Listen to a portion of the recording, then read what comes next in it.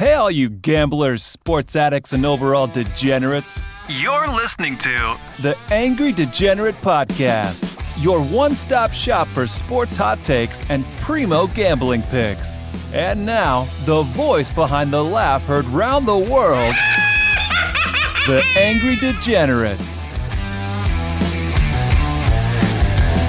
And welcome to the Angry Degenerate Podcast. I am your Angry Degenerate, Michael Alexandre.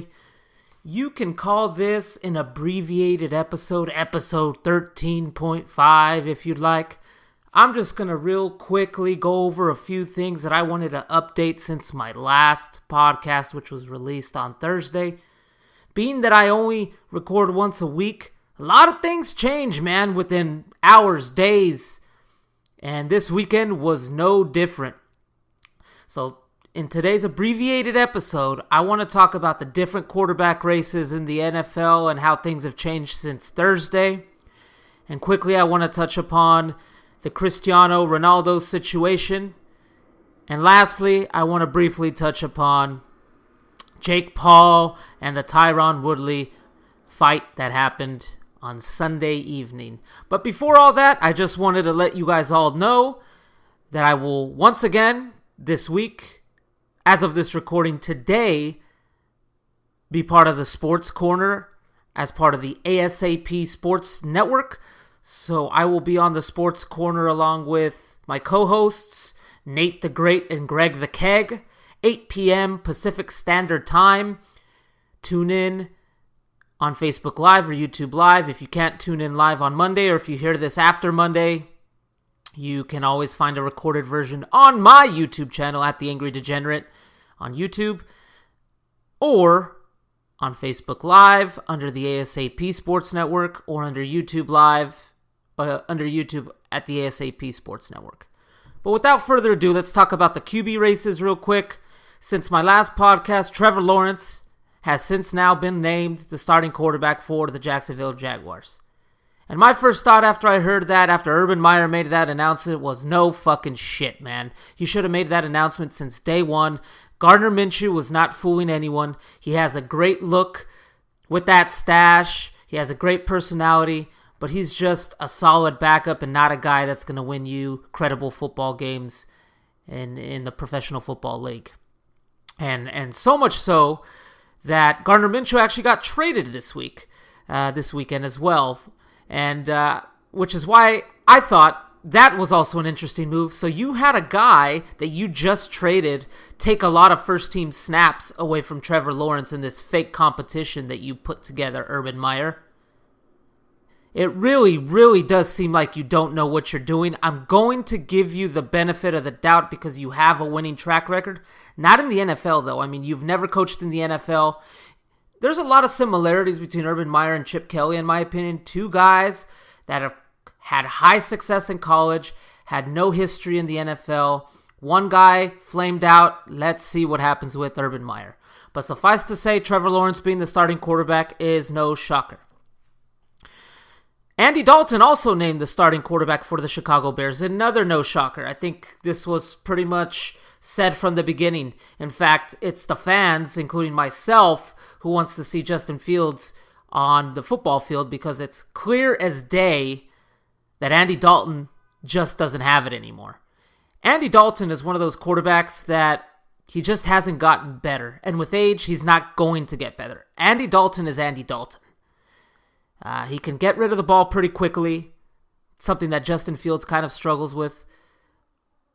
But at the end of the day, Andy Dalton is not going to put butts in the seats.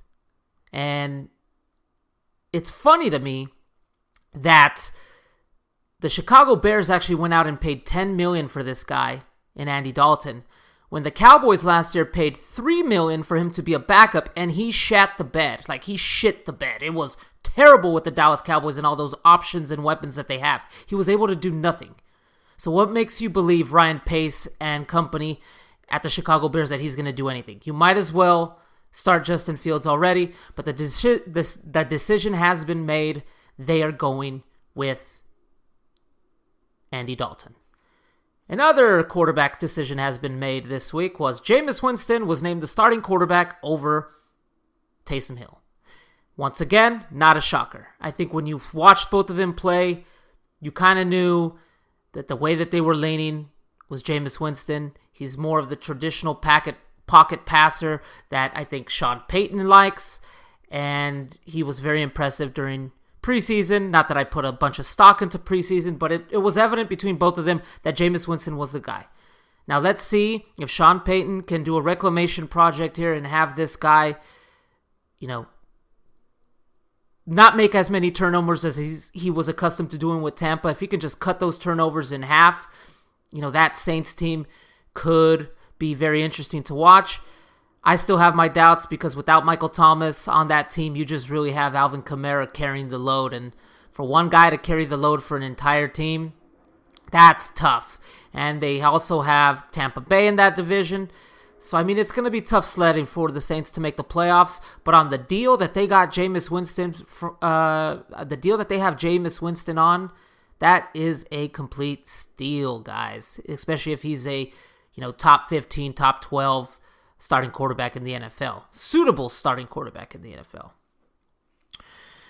We still don't have a decision in New England about who's going to be the quarterback between Mac Jones and Cam Newton. We still do not have a decision in San Francisco who's going to be the starting quarterback between Jimmy Garoppolo and Trey Lance. However, in the game on Sunday, the 49ers switched it up and they kind of played Jimmy and Trey Lance in tandem, kind of like in a two-quarterback where they use them in tandem. One guy comes in for one snap, the other guy comes in for another snap, and Kyle Shanahan's getting very creative here, and he's keeping the media guessing, and it's putting up for good press conference television or good press conference fodder. I still have my doubts that Trey Lance will be quarterback to start the season. I still think Jimmy Garoppolo will start the season, but as you know, with Jimmy and his history, Trey Lance is probably going to be due for a start sometime during the season. So that's it for the NFL for me. Quickly, once again, I want to talk about Cristiano Ronaldo. When I talked about him on last Thursday's podcast, I was talking about him as if he was going to go to Manchester City. There was no decision that was made at that moment, but Manchester United came in at the 11th hour and struck a deal for Cristiano Ronaldo, and he's going back home to Manchester United. And you might say, well, home, wouldn't home be Sporting Lisbon where he started his career? Technically correct, but where he became a man and where he became a household name was with Manchester United. Without Cristiano Ronaldo at Manchester United, I don't think his brand would have been what it was. Obviously, he's also a fantastic football player, so perhaps wherever he would have went, his brand would have been amazing. But in this instance, at the time, Manchester United was a global brand, and it is still a global brand, but they just have not won as much since he has left. But he's coming home. It'll be very interesting what that means in terms of the dynamic in the English Premier League. They're signing him to a 2-year contract. They know that they need a goal scorer, which is something that Manchester City at this moment in time does not have. So that might give them a leg up on the competition. We shall see. But it's great to see Cristiano Ronaldo back in the Premiership. He's not going to a farmer league like the French league. He's going to a top-notch, top-tier league and playing with a top-tier organization and club. That team is stacked, Manchester United. They just brought in Varane. They brought in Sancho. And they still have Cavani there at striker. They still have Rashford. It will be a very interesting team to watch this year. And I think, personally, that Cristiano Ronaldo being added to Manchester United, it doesn't necessarily make them the leaders in the clubhouse to win the league, because that league is just so competitive. But I think it definitely improves them. He's going to be playing like a center forward position, goal scorer, poacher position. Given that he's 36 years old, he can't really quite dribble past people as much anymore. But he still adds value. And if you just need a pure goal scorer, which is what he is at this point in his career, you have nothing better than Cristiano Ronaldo. And it's going to be great to see him play meaningful football again, because let's be honest here, folks. Serie A and what the operation that they had going on there in Juventus, it just wasn't working out. The team kept getting older and better. They weren't making any additions. Granted, Cristiano did take up a lot of their wages. Juventus is kind of run like a mom and pop operation, still owned by a family business, by a family. But it's great times to see one of the best in the world applying their trade back in one of the best leagues in the world. So I can't wait to see that press conference. And in fact, there's so much hype right now. The post of Cristiano Ronaldo being announced at Manchester United was the most liked Instagram post of all time, which is no shocker to me. The guy is very much so liked. And great to see him back in the Premiership.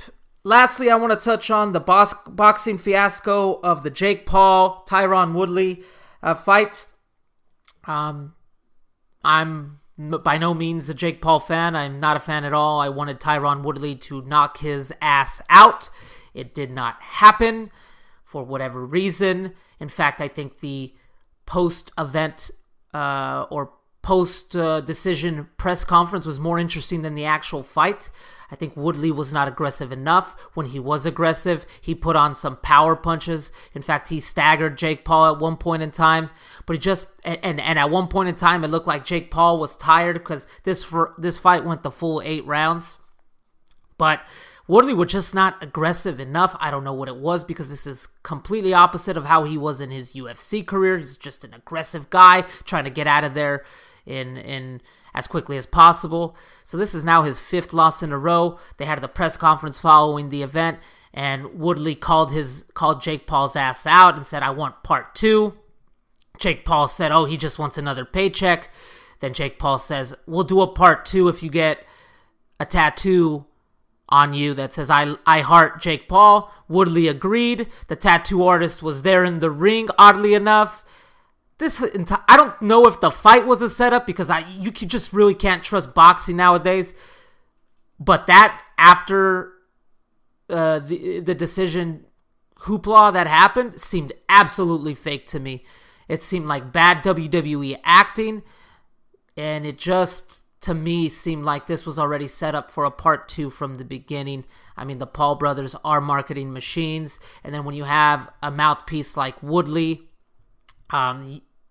it's an easy sell. This was by far Jake's biggest challenge thus far, without a doubt.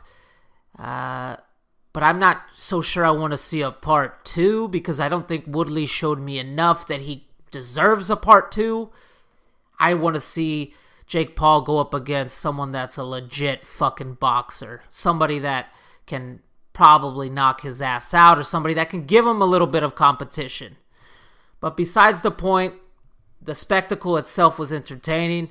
I hope you didn't pay for it. I sure as hell didn't. I am not giving them any of my money. I streamed it, folks.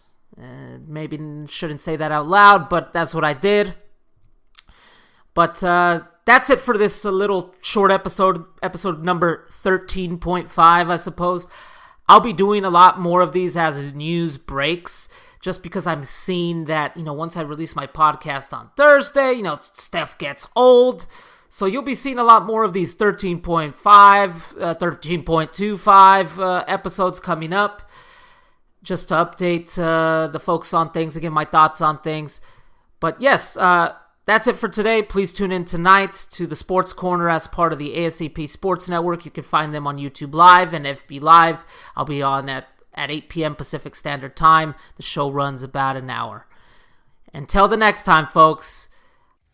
Hey, thanks for listening. If you had a good time, be sure to subscribe to the podcast and leave a review as well. And follow @The Angry Degenerate on Instagram and TikTok for all the latest updates, hot takes, shit talking, and of course, some high quality grade A trolling.